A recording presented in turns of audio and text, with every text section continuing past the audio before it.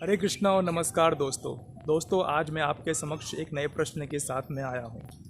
दोस्तों यह प्रश्न ये है कि जहाँ एक जगह पे भगवान श्री कृष्ण ने अर्जुन को कहा कि ये अर्जुन तू सभी को मार डाल, वहीं पर नारद मुनि मृगारी को कहते हैं कि तू किसी को मत मार। दोस्तों ये दुराभास क्यों है, ये भेद क्यों है हमारे शास्त्रों में?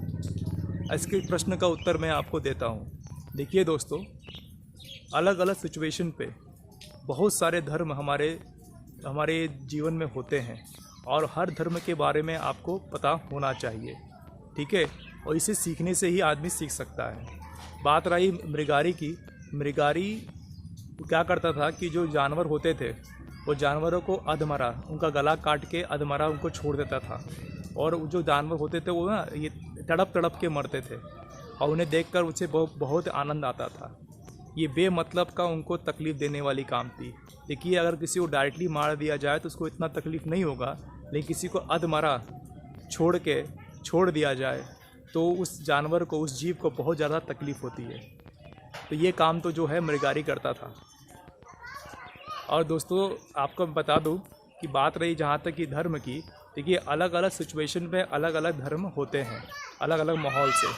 जिस हिसाब से देखा जाए कि जो भी आर्मी होते हैं, जो भी मिलिट्री होते हैं, उन्हें समाज में सुव्यवस्था और अच्छाई बनाए रखने के लिए उनको जो एग्रेसर होते हैं, जो टेररिस्ट होते हैं, आतताई होते हैं, उनको मारने की आवश्यकता पड़ती है।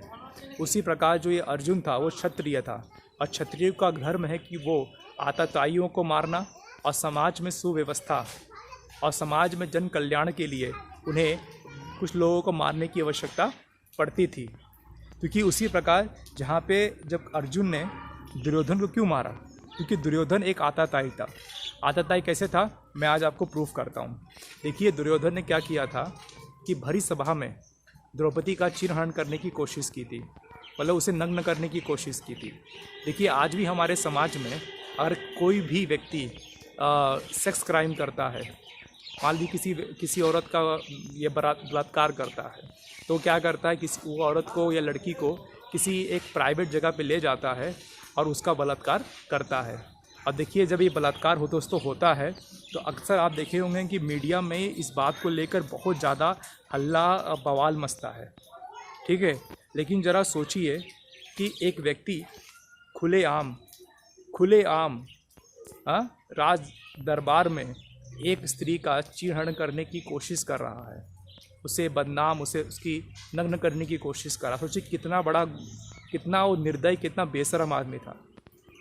यहाँ तक छोड़िए, अगर मान लीजिए अगर वो व्यक्ति, वो आतताई, अगर मान लीजिए कि पुलिस स्टेशन, अगर हाई कोर्ट, सुप्रीम कोर्ट के अंदर ही किसी लड़की का बलात्कार करे, तो सोचिए वो कितना बड़ा आतताई, कितना बड़ा बेधर्मी होगा।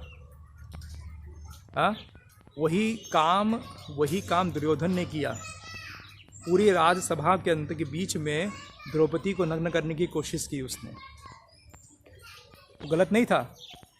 हाँ, इसका मतलब दोस्तों ये बताता है कि ये जो दुर्योधन था उसको कानून की कोई परवाह नहीं थी, कोई डर नहीं था उसको, कुछ भी नहीं, को डर नहीं था।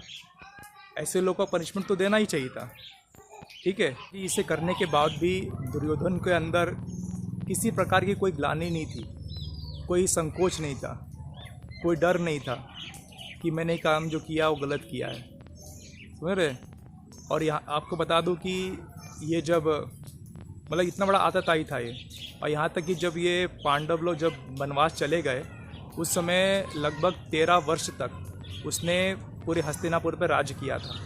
देखिए ऐसे लोगों को तो राज नहीं करना चाहिए, ठीक है, फिर भी उसने 13 वर्ष तक राज किया था। लेकिन उसके अंदर हमेशा एक डर था कि कहीं से अगर पांडव लोग वापस आ गए तो मुझे मार डालेंगे। उस डर के मारे वो अपने राज्य के लोगों का अच्छी तरीके से सेवा कर रहा था और उनके दिल जीतने की कोशिश कर रहा था। सोचिए अगर उसके अंदर ये डर नहीं होता, सोचिए वो लोगों का कितना बुरा हाल करता उस समय। लेकिन वो डर की वजह से उसने थोड़ा सा रहमत दिया था लोगों को बीच में।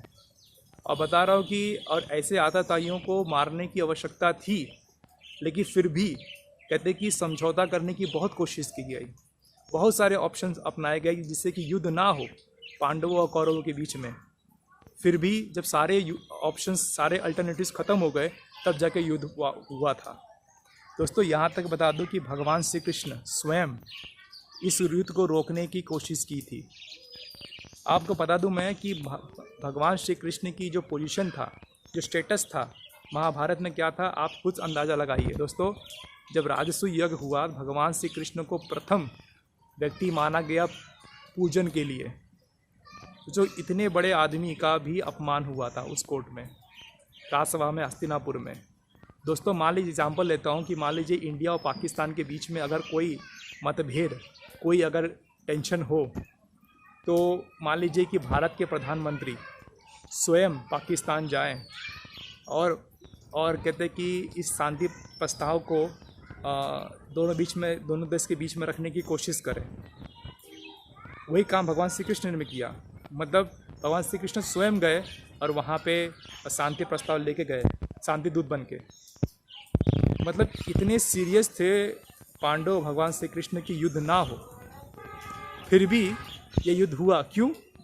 अगर मान लीजिए कि अब देश के प्रधानमंत्री, भारत के प्रधानमंत्री अगर पाकिस्तान गए और वहाँ के पाकिस्तानी लोग बोले कि अरे ये प्रधानमंत्री जो है भारत का, उसको अरेस्ट कर लो, सोचिए भारत के लोग क्या बोलेंगे? तुम्हारी हिम्मत कैसे हुई कि हमारे देश के प्रधानमंत्री का तुमने अपमान किया? वही हुआ भगवान श्री कृष्ण के साथ में। भगवान श्री कृष्ण उस समय महाभारत में एक बहुत बड़ी हस्ती थे, लेकिन उनका अपमान हुआ। उन्हें अरेस्ट करने के लिए दुर्योधन ने कोशिश की, तो फिर दूसरा कोई ऑप्शन बचता ही नहीं है युद्ध के अलावा। ये युद्ध हुआ और दुर्योधन को मारा गया। मारना आवश्यक था क्योंकि वो समझौता करना चाहता ही नहीं था। यहाँ तक कि एक गांव देना भी नहीं चाहता, या तो पीन की नोक कि इतना ज़मीन भी वो पांडवों को देना नहीं चाहता था। और क्षत्रिय होने के कारण उनको राज्य करने की आवश्यकता पड़ती थी, इसलिए उनको ज़मीन, उनको राज्य चाहिए था। बात रही मृगारी की। दोस्तों मृगारी अपने परिवार को जीविकोपार्जन करने के लिए वो जानवरों को मारता था, लेकिन बस उसका तकलीफ़ ये था कि वो अननेसेसरी, बेमतलब का जानवरों को तकलीफ़ दिया करता था। अब दोस्तों इसका मतलब ये नहीं कि वो उसी व्यवसाय को, उसी चीज़ को वो हमेशा करते रहे।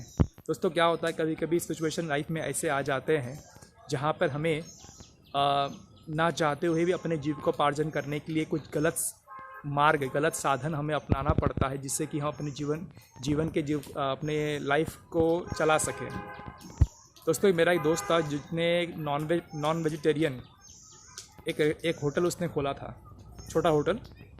और फिर क्या हुआ कि वो ना भक्तों के संपर्क में आया, फिर उसने नॉनवेज खाना छोड़ दिया, यहाँ तक कि उसने लहसुन कांदा भी छोड़ दिया और भक्त बन गया। फिर उसने सोचा कि मैं कैसे नॉनवेज होटल में चला सकता हूँ, तो उसने वेज में कन्वर्ट किया। लेकिन वहाँ पे लोग वेज खाना पसंद नहीं करते थे, तो उसने क्या किया कि अपना वो जो जगह था, घर, उसने भाड़े पे दे के कहीं और जगह जाके कुछ और दुकान उसने खोल लिया। दोस्तों ये कोई एक्सक्यूज़ नहीं है कि अगर आप गलत काम कर रहे हैं तो आप उसे छोड़ेंगे नहीं। आप बोलेंगे अरे मेरा तो उसी से मेरा जीविकोपार्जन चलता है तो मैं इसको ही करते रहूँगा, ऐसा नहीं है। हाँ ये बात है कि आपको तुरंत आपको नहीं छोड़ सकते, इमीडिएटली छोड़ नहीं सकते, क्योंकि आपके पास बहुत सारी जिम्मेदारियाँ, बहुत सारी रिस्पॉन्सिबिलिटीज़ हैं। उसको पूरा करने के लिए आपको कुछ समय तो चाहिए। इसका मतलब है कि आप जीवन भर आप उसी को करते रहे, एक्सक्यूज देते रहे कि भाई ये काम करना तो मेरे जीवनोपार्जन के लिए आवश्यक है, तो मैं जानवरों को मैं वध करूँगा। नहीं, बिल्कुल गलत है। आपको धीरे धीरे सही मार्ग से, उचित तरीके से आपको धन कमाने की चेष्टा करनी चाहिए, ठीक है। और ये हुआ मृगारी के साथ में। मृगारी ने फिर भगवान का भक्त बन गया और उसने जानवर को मारना छोड़ दिया, और लोगों ने भी मृगारी का बहुत सपोर्ट किया। मृगारी अच्छे काम में करने लगा।